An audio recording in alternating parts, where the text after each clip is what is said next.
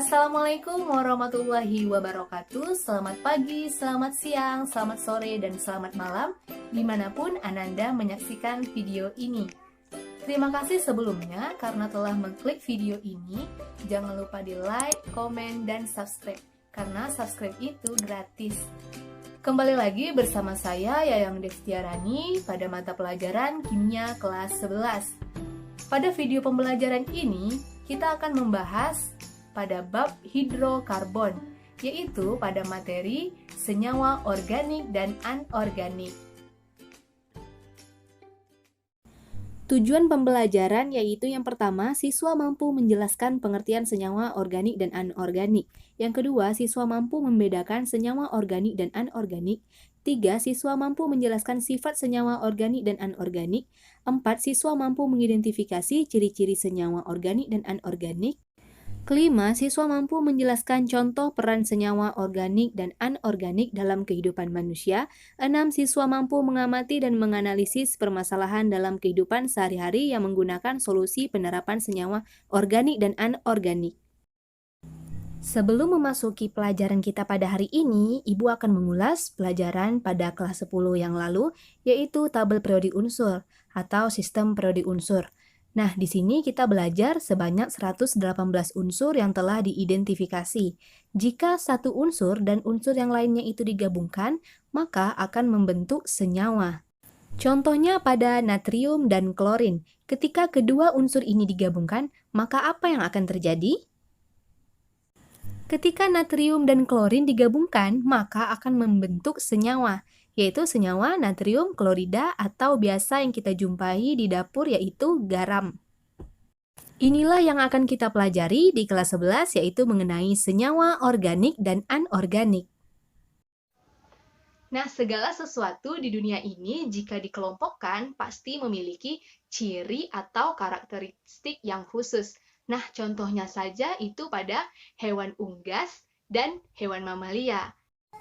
Nah, contohnya tadi pada hewan mamalia, yaitu memiliki karakteristik atau ciri-ciri yang beranak, menyusui, memiliki kaki 4. Kemudian hewan unggas, yaitu memiliki ciri-ciri bertelur, memiliki sayap, dan memiliki kaki 2. Begitu juga pada senyawa yang akan kita pelajari hari ini, yaitu memiliki ciri dan karakteristik yang tertentu. Nah, sebelum masuk ke ciri dan karakteristik yang tertentu pada senyawa organik dan anorganik, kita akan membahas atau kita akan mempelajari mengenai definisi atau istilah dari senyawa organik dan anorganik itu sendiri. Mari simak penjelasan berikut. Apa itu senyawa organik dan anorganik? Mari kita lihat gambar berikut, yaitu gambar yang pertama ada gula dan yang kedua ada garam. Dapatkah kamu menyebutkan dari mana garam dan gula itu diperoleh? Gula diperoleh dari tebu, garam diperoleh dari air laut. Tebu merupakan tumbuhan dan termasuk makhluk hidup, air laut merupakan benda tak hidup. Gula merupakan senyawa organik dan garam merupakan senyawa anorganik. Dapat disimpulkan bahwa, nah dicatat ya, senyawa organik merupakan, senyawa anorganik merupakan. Seiring dengan berkembangnya ilmu kimia, maka pengertian dari senyawa organik dan anorganik lebih diperluas lagi, yaitu senyawa organik adalah senyawa kimia di mana molekulnya memiliki karbon, kecuali karbida, oksida, karbon, dan karbonat.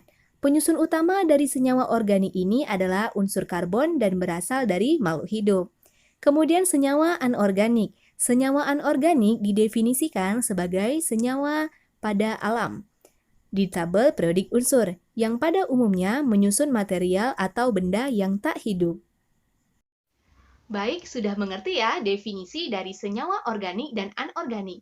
Nah, selanjutnya kita akan masuk ke pelajaran ciri-ciri atau sifat yang dimiliki oleh kedua senyawa tersebut. Tetapi sebelum kita membahas itu, kita akan melihat video percobaan yang berikut ini. Selamat menyaksikan. Pertama, percobaan pada gula. Nah, setelah gula dibakarkan, maka kita akan melihat apa perubahannya. Dan gula sudah berubah menjadi warna kecoklatan. Nah, jadi gula berubah menjadi warna hitam. Apa yang hitam itu?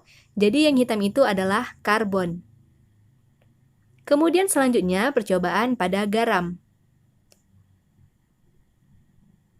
Dan kita lihat apa yang terjadi. Apakah garam juga akan berubah sama seperti dengan gula atau tidak? Nah, ketika dipanaskan, maka yang terjadi pada garam adalah tidak sama dengan gula. Setelah kita mengamati video pembelajaran, identifikasi perubahan apa saja yang terjadi, kemudian lengkapi tabel yang kosong di bawah ini. Coba kalian lihat apa yang tadi terjadi dengan gula dan garam ketika dipanaskan. Setelah kalian melihat video pembelajaran tadi dan kalian menganalisis, kemudian kalian catat dan buat di dalam tabel sifat-sifat atau ciri-ciri apa saja yang membedakan senyawa organik dan anorganik. Nah, latihan ini dikerjakan kemudian dikumpul di Google Classroom dengan waktu yang sudah Ibu tentukan. Baiklah, selanjutnya kita akan membahas kegunaan senyawa anorganik dan organik pada kehidupan kita sehari-hari. Menurut kalian berguna atau tidak? Nah, tentu saja berguna ya. Bagaimana rasanya jika sayur tanpa garam dan kopi tanpa gula? Nah, mari kita simak penjelasan berikut. Kegunaan senyawa organik dalam kehidupan sehari-hari yaitu yang pertama, cuka asam. Digunakan sebagai pengatur keasaman pada industri makanan. Yang kedua, monosodium glutamat atau biasa yang disebut dengan micin, digunakan sebagai bahan penyedap rasa. Yang ketiga yaitu paracetamol, digunakan sebagai obat penurun rasa sakit kepala atau meringankan nyeri saat demam.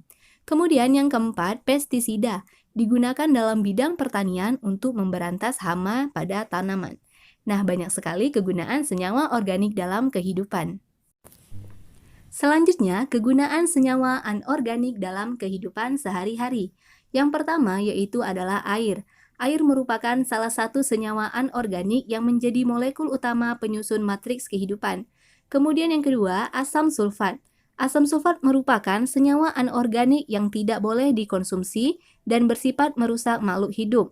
Asam sulfat sering kita gunakan sebagai air aki untuk mobil atau motor.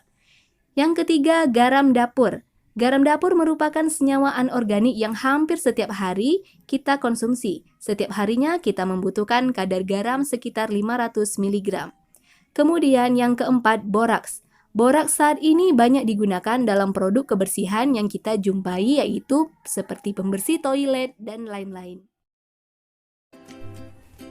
Baiklah, itu tadi pembelajaran kita pada hari ini. Jadi kesimpulannya adalah senyawa organik adalah senyawa yang berasal dari makhluk hidup dan memiliki atom karbon, sedangkan senyawa anorganik adalah senyawa yang berasal dari alam yang pada umumnya menyusun benda yang tak hidup. Terima kasih sudah menonton, jangan lupa upload tugasnya di Google Classroom dan nanti akan Ibu nilai. Terima kasih. Wassalamualaikum warahmatullahi wabarakatuh.